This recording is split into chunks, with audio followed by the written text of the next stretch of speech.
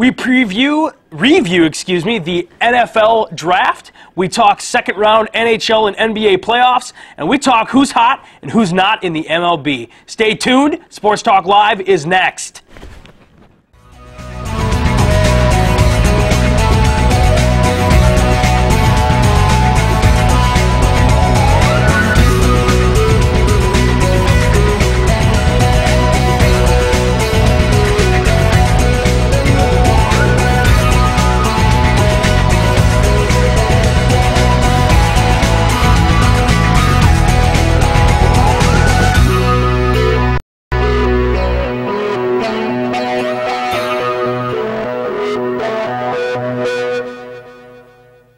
Of Sports Talk Live of this semester.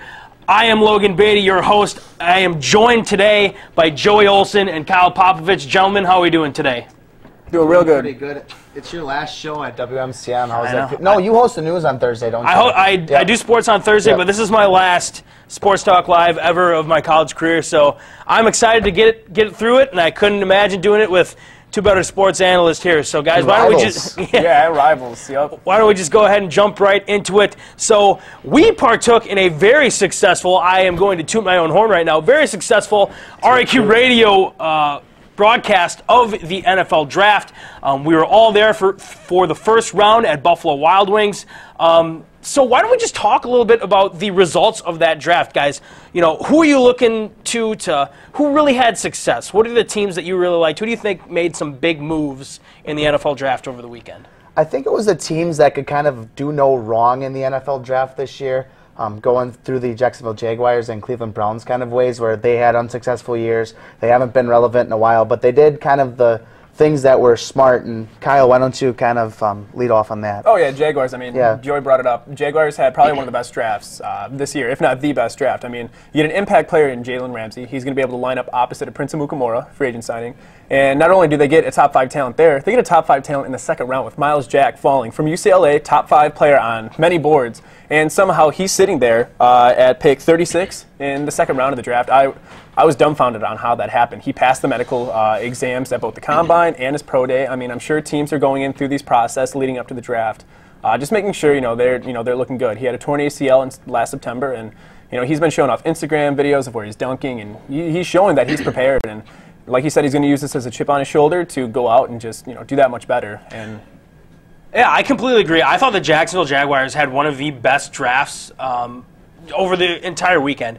Not only are they getting the additions you talked about, but Dante Fowler is coming back, and he's a guy who missed all of last year. He's essentially another first-round pick coming in, and Joey kind of touched on it. Teams that could really do no wrong, teams that understood what their needs were. Jacksonville went out and addressed their needs on day 1, day 2, and day 3. They knew they had holes on their defensive line. They addressed it. They knew they needed another top-flight cornerback. They addressed it. They knew they needed some offensive line help. Not only did they address that in free agency, but they also picked up a couple of guys that you could see in their rotation for the offensive line. So I thought Jacksonville had an awesome draft. Another team that I really, really liked in this draft was the Browns. The Browns are a team that, and we talked about this on the air on Thursday night, that they need to acquire assets. There's really nothing they can do wrong. Anyone they pick would essentially be a good pick because of how dismal that team has been. But, I mean, you can go down the list. You talk about Coleman. You talk about Lewis at wide receiver. They went defensive line, Agba and Nassib. They were the leaders in tackles for loss and sacks, respectively, in the NCAA. They go out and get Schobert, who's a guy who can get after the quarterback and can just flat-out tackle. They got Scooby Wright in the 7th round, who is incredible value. So I thought the Browns had a fantastic draft. And then also, let's go to the NFC North as we're wrapping up here on our first topic here, is just that they picked the needs too. The Bears, I know, had a great draft, and the Packers, they went for their needs too, as they have some D linemen moving on and need an offensive tackle. And also the Vikings, another player in the first round to complement Teddy Bridgewater and Laquan Treadwell, and then also more help in their secondary and Mackenzie Alexander as they go next. And as far as the Packers go, they did exactly what they needed to do. Well, they did exactly what we kind of expected them to do, which is nothing really flashy, but just get the players that they need. So one of the big stories of the first round of the NFL draft was the fall of Laramie Tunsil, a guy who was #1 on a lot of draft boards. He saw himself fall out of the top 10. Kyle, what are your thoughts on Laramie Tunsil's slide? It was a very unfortunate moment for Laramie Tunsil. I mean, he was #1 on many boards, and it was one of those situations where you look at it and it very much resembles the incident with Lyle Collins last year, coming out of LSU. He's one of the top offensive linemen coming out of the draft, and with him it was more off-field issues that came about earlier in the draft process. This is an Instagram video that got released an hour or two before the draft, and I was very surprised that a team even took a chance on him in the first round before they could even come to a ruling on what exactly happened. I mean, we heard the talk about what happened afterwards. The NFL announced they're still going to review it and see if there's any, if they're going to do anything. Implications on penalties for him. Yeah, penalties, whether it be suspension, just a fine or something like that. And I was very surprised that a team would at least take a chance on him in the first round. I'd understand if they had a night to review the situation, call in certain sources, but I mean, it's something like we haven't seen in a while. I guess I don't feel too bad for Tunsil in the fact that you got to defuse those time bombs long before the draft already happens. Although he gets picked 13th in the Dolphins, but I thought he was very resilient in how he came about. He went down to Friday afternoon, got picked by the Miami Dolphins, and said, look, I'm here to talk about the Dolphins, not any of this other things, and hopefully they can put it past them. As unfortunately in the NFL we've seen this year, players get drafted with personality issues. They've came about and are problems even before the NFL draft. So hopefully Tunsil can turn his story around a little bit. I'm not going to say that I feel sorry for Tunsil, but I do kind of feel for the fact that obviously the kid made a mistake, okay? He smoked whatever he smoked. It could have been from 3 weeks ago. It could have been from what he's talking about. But there's someone after that kid. Someone was trying to ruin his draft night for him. I mean, you have these videos come out. You have this information come out about payment he may have received from a coach. And not once over the entire weekend did we hear about repercussions from that Ole Miss would receive, the coaching staff would receive for the environment that they've put on. But no, all we do is we rip on this kid who was honest throughout the entire process from draft night on. He was asked questions by journalists. He answered the questions. That's on his team for letting him come out there, because there's that one infamous video where he's out there answering questions. He's asked if he received payment. He says, I would have to say yes. Immediately someone comes from around the curtain, taps him on the shoulder, and whisks him away from the stage. That is on the people surrounding him, and I can't believe that we were able to just watch that unfold right in front of us. That's never happened. We talked about Collins with the issues before the draft, but never have we seen it in real time. I thought that was pretty fascinating. So Toddy Ole Miss is in a little bit of trouble. Oh yeah, that's little hot seats over there. So keeping it on the NFL draft, in Wisconsin, there were a lot of Badgers that are getting some opportunities on NFL teams. Obviously, we had 2 drafted in Schobert and Derek Watt, and there's also a lot of guys, Caputo, Erickson, Martz, McAvoy, Stave, and Austin Traylor, who are free agent signings as well. What are your guys' thoughts on that? Who do you think has the best shot to make a team? Well, you mentioned Tyler Mars. As far as the offensive line, he was they called him Mars the Mauler throughout the 2015 season. And you've seen success as far as Badger linebackers, offensive linemen have gone.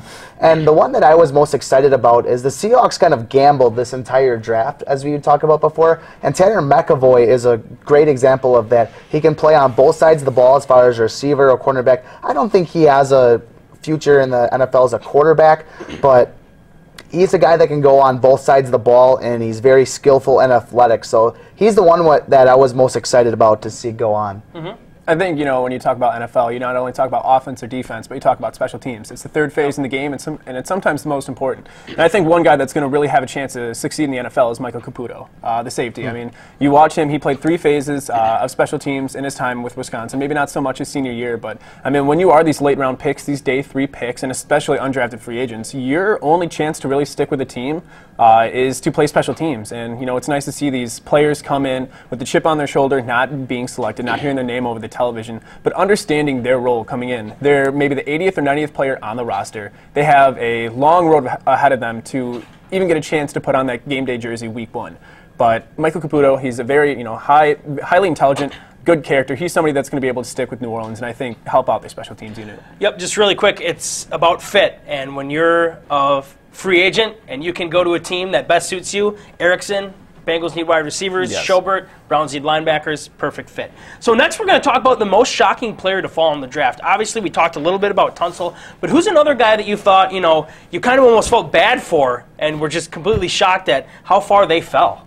We knew that Miles Jack was going to fall. They had some injury problems going along. But his counterpart in the position, Jalen Ramsey, I thought was my biggest surprise.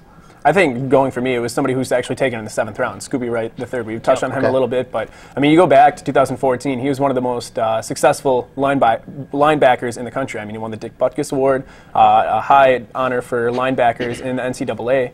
And, I mean, just the stats he put up. He racked up over 120 tackles, 6+ sacks, or 13 sacks. He was able to put up 3 interceptions. He was just a dominant force for that Arizona defense. And unfortunately, he came in 2015 with some injuries, some shoulder, some ankle injuries. And I think the Browns taking him in the 7th round, the 4th to last pick in the NFL draft, I think he is somebody who's going to come in day one, compete for his spot, if not as a starter, as a rotational piece. And he's going to be somebody, when healthy, he's going to be able to develop into a dominant force in the interior of that front 7 for this Cleveland Browns.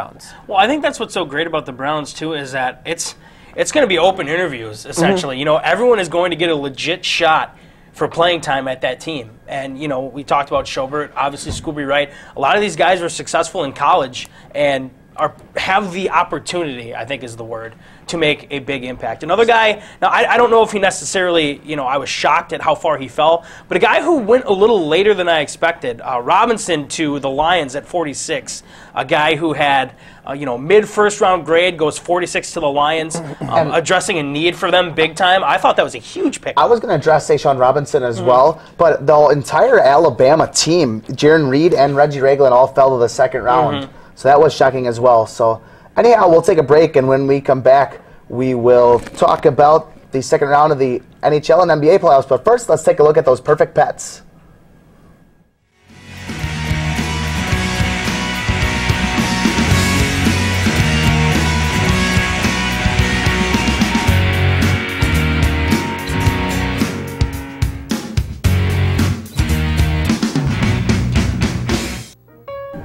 Hi, I'm Cello. I'm a young kitten who loves crawling into your lap for lots of love and affection. My name is Barnaby. I'm affectionate and love the attention. Just look at how handsome I am. Hi, my name's Spicy. I'm a 4-year-old cat who is shy in the beginning, but just needs time to warm up to you. Hi, I'm Christopher. I'm a young pup who loves to run and play, but I also love snuggling up with you at night. To find out more about adoption for these pets or others, contact the Cooley Region Humane Society at 781-4014. Once again, the number for the Cooley Region Humane Society is 781-4014. Guys, we're going to change gears a little bit, switch from the NFL to the NBA 2nd round playoffs. Had a wild game last night. What are your guys' initial thoughts of the 2nd round of the NBA playoffs going towards the finals?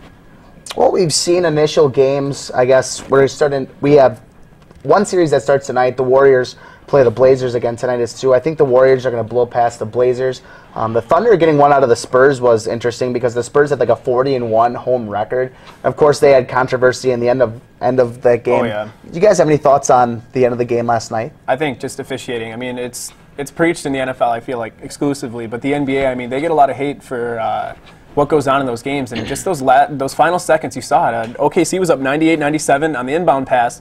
Deion Waiters was being guarded by Manu Ginobili. Ginobili takes a step over the line. Forearm shivers real him. close, getting into his comfort zone, and Deion Waiters did not like that. So Deion Waiters, he gives him a little shove, and refs didn't call anything there. You had the incident where Kawhi Leonard basically takes down Kevin Durant to get the loose ball.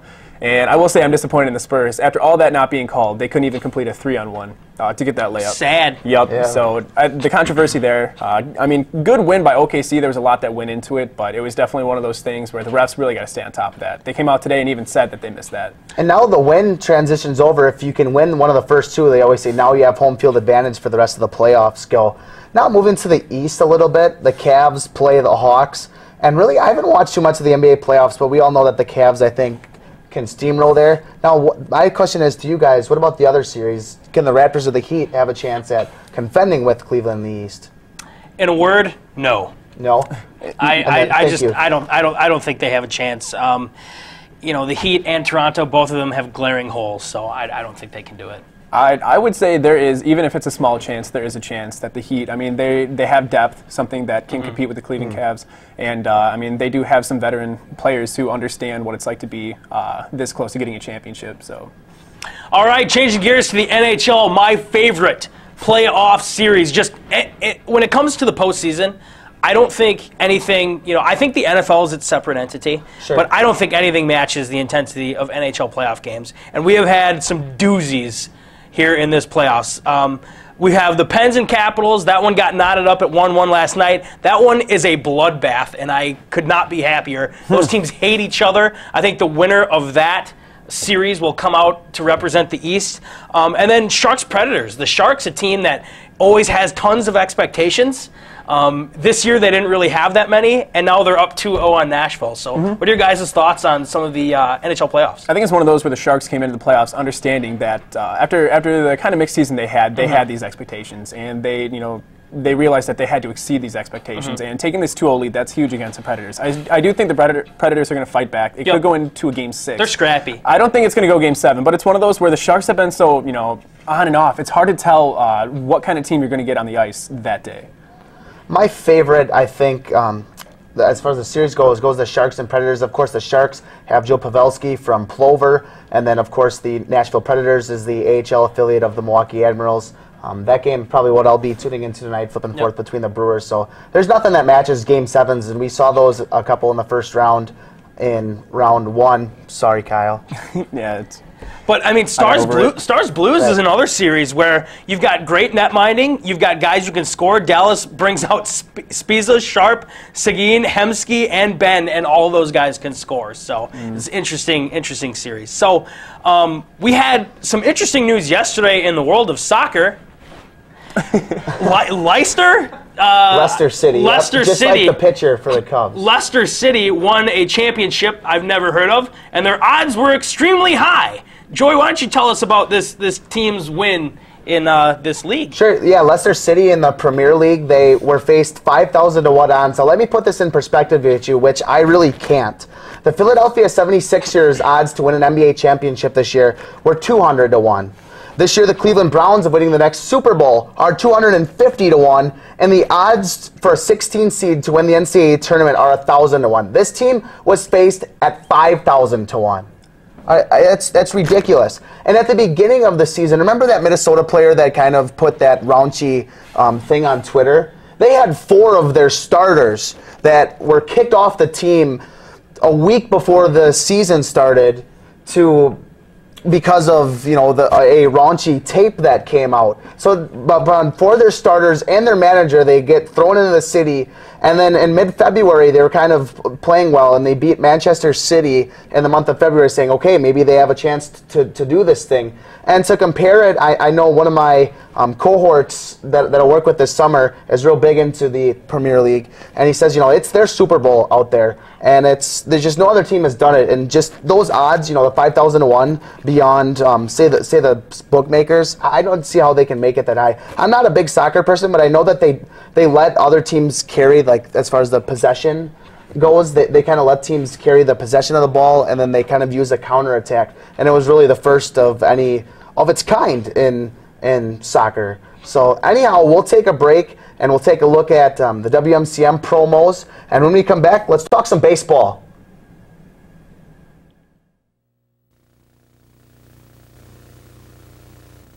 Hey, can't find what you're looking for? What? You can find what you're looking for and more at WMCM. WMCM-TV has plenty of shows you can view at your pleasure. There's Profile, where we interview people throughout the community. Or if you like sports, we have Sports Talk Live and Sports Scene. And if you're into celebrity gossip, that's why we have Afternoon Delight. Well, that all looks great, but I'm on a computer, not a TV. I bet you guys don't have a way for me to watch this stuff on a computer. Oh, we have that covered too. Just go to WMCMTV.com for all the updates. Wow, that solves all my problems. Thanks, WMCM Genie.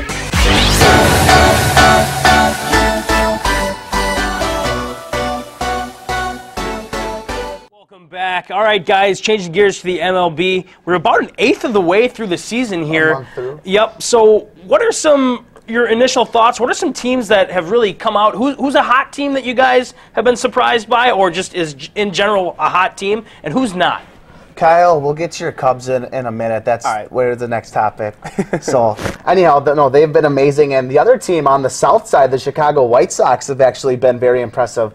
Former lacrosse logger pitcher Chris Sale is 6-0.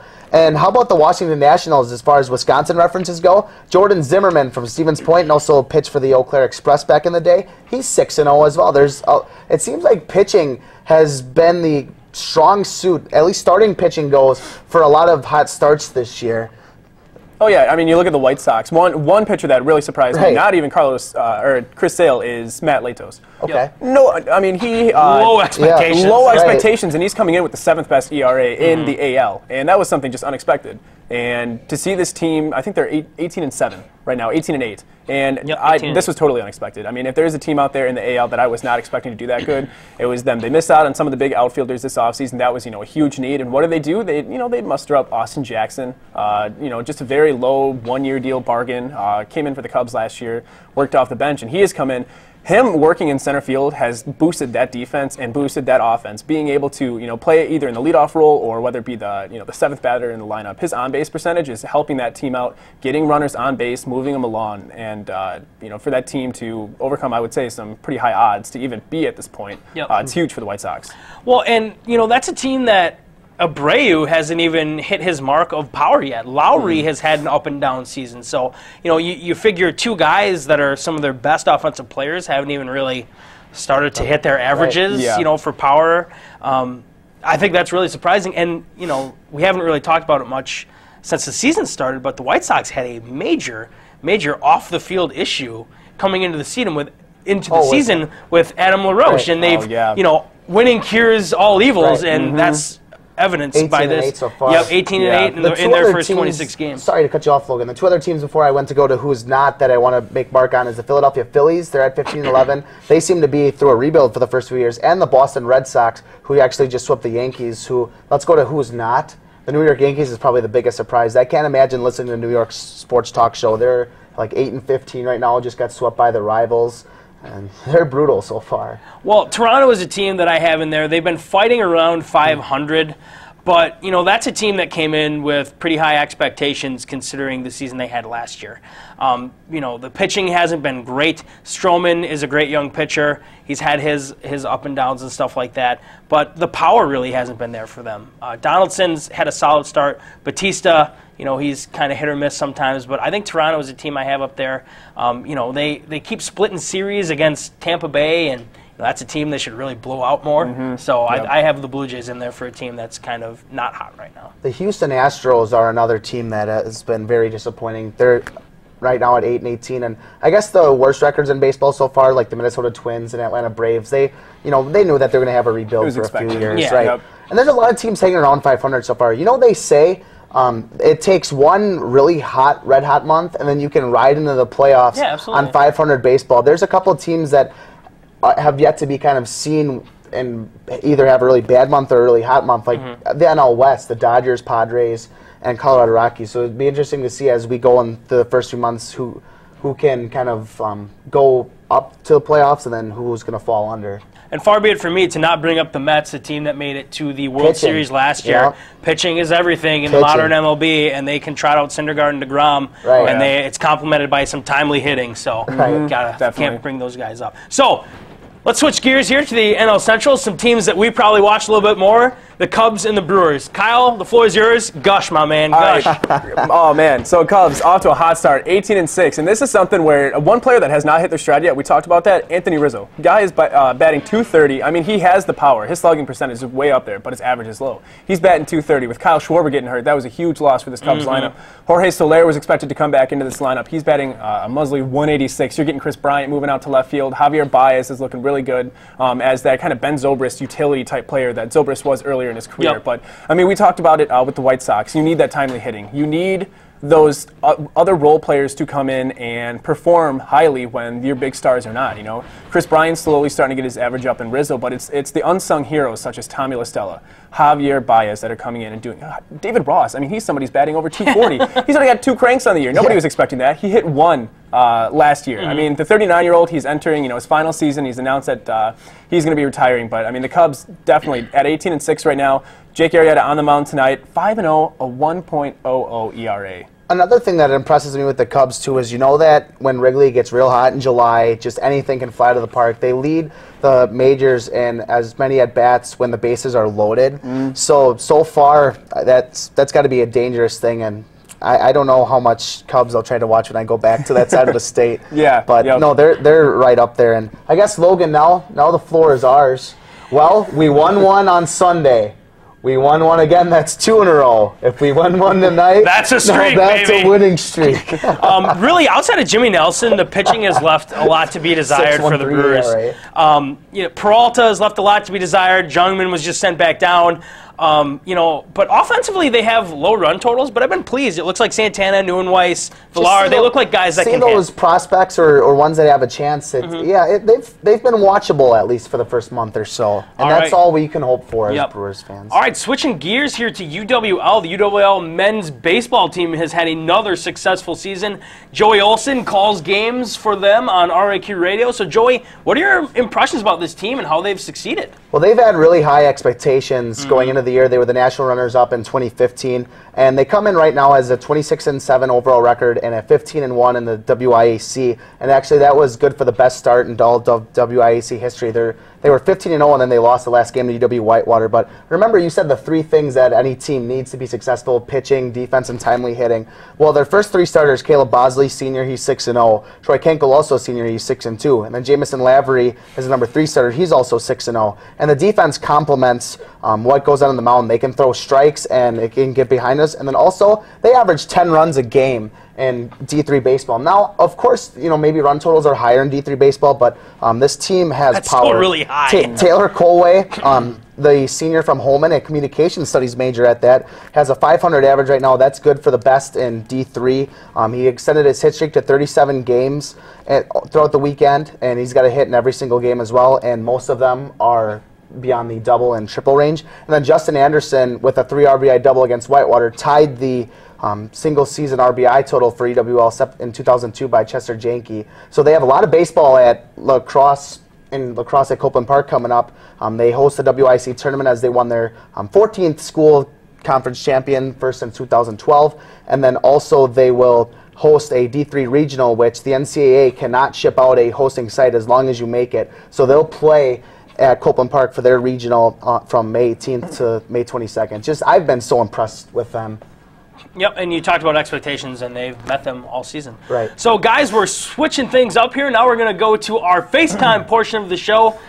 Kyle, why don't you start us off? What do you got on your mind? Hey, I want to start off by calling out Roger Goodell. That Laramie Tunsil situation that happened a couple nights ago, we talk about how he needs a leader, and Roger Goodell was not that. When asked about the situation, you know what Roger Goodell said? He said it's good entertainment for the NFL. No, you do not say that about a player entering the draft, going through these struggles. You offer support, or you just don't talk about it at all. Disappointed in Roger Goodell.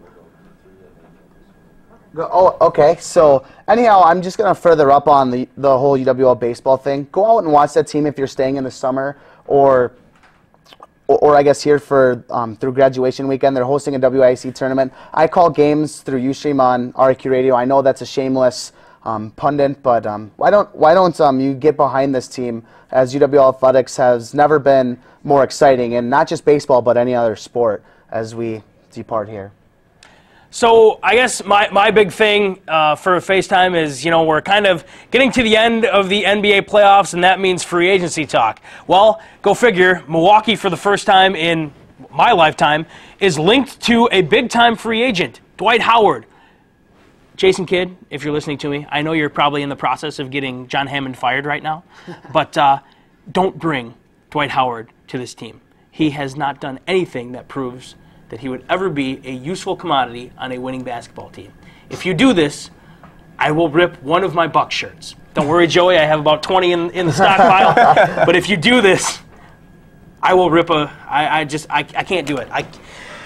I'm glad that they're kind of linked to this stuff, but it's just so frustrating that the players that they're linked to. So, well, we want to thank you guys for watching Sports Talk Live with us, last broadcast of the semester. I want to personally thank you guys for the help that you gave me on our And RIQ broadcast. Thank you, Logan. We're going to miss you around these parts. Definitely. Thank you for everything you've done. Yep, And absolutely. I think you got a new nickname. You call me the Cooley Region Casanova. Yep. You're the Cooley Region Barnaby, bud. I am. You know what? The Cooley Region Barnaby. I like the ring of that. That Joey. can stick. Thank you. That'll stick. I think it'll stick.